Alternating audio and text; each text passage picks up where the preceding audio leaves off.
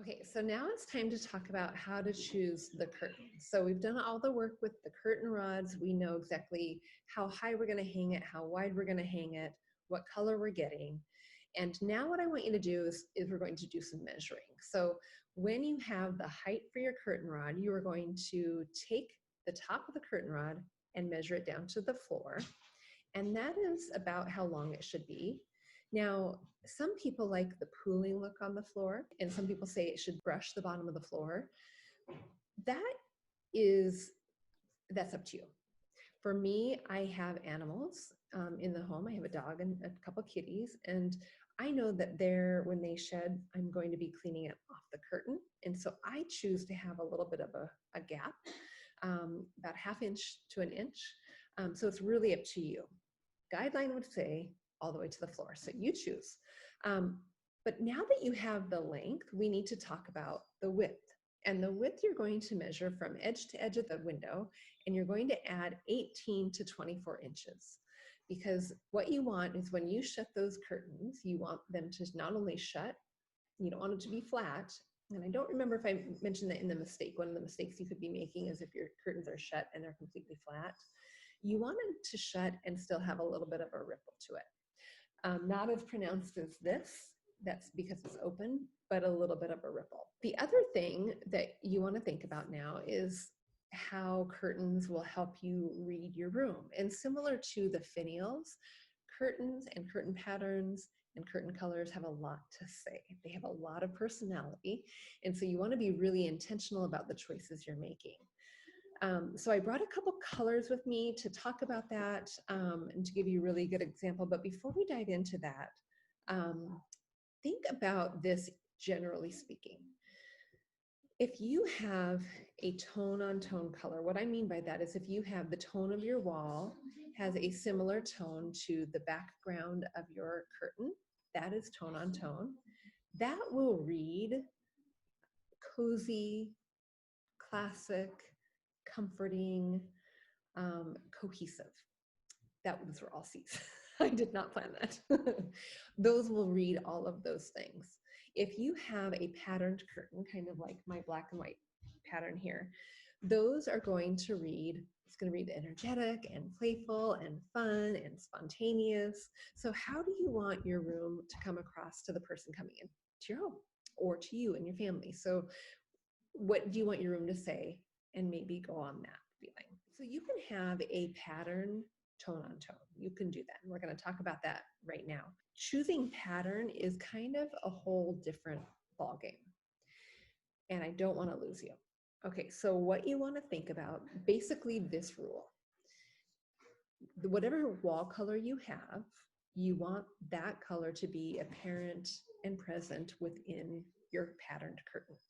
It can be dominant or it can be subtle, but it should be present. For example, let's say we have a white wall and I have this pattern. This would be kind of an example of tone on tone because it has the white background, and that is appearing here. And then we have the accent color. You probably can't see it very well. It's a little bit of a dusty mint, a little bit of a gray. And what you want to have happen is the color you have appearing in your pattern, you want whatever accent color you have, and there could be multiple colors, so just choose one.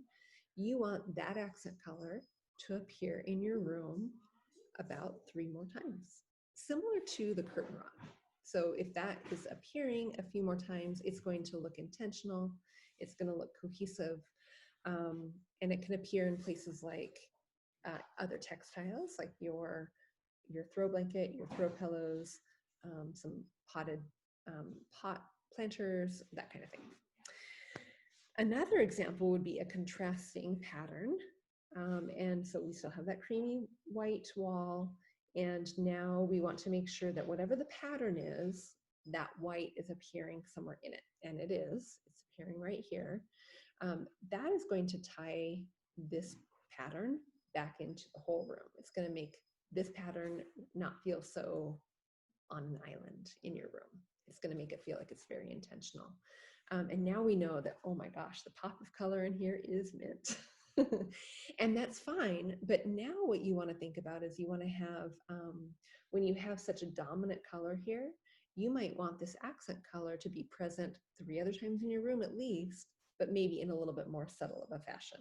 Whereas here, you could have more of a dominant accent color, a pop of mint pillow, rather than just a little bit of mint on your pillow. So I hope that explains a little bit about the pattern, and how your patterns can really speak to you and to kind of lay the format and the feeling of your room.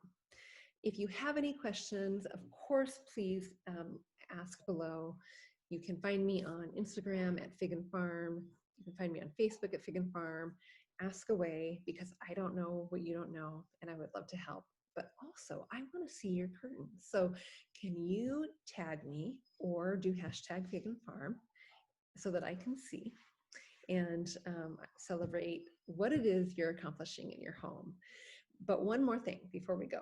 So every time I meet with a client, I talk about the same 5 things, and the same 5 things pop up over and over as ways that are kind of my secrets for how you can elevate the look of your home in a weekend, in as little as a weekend.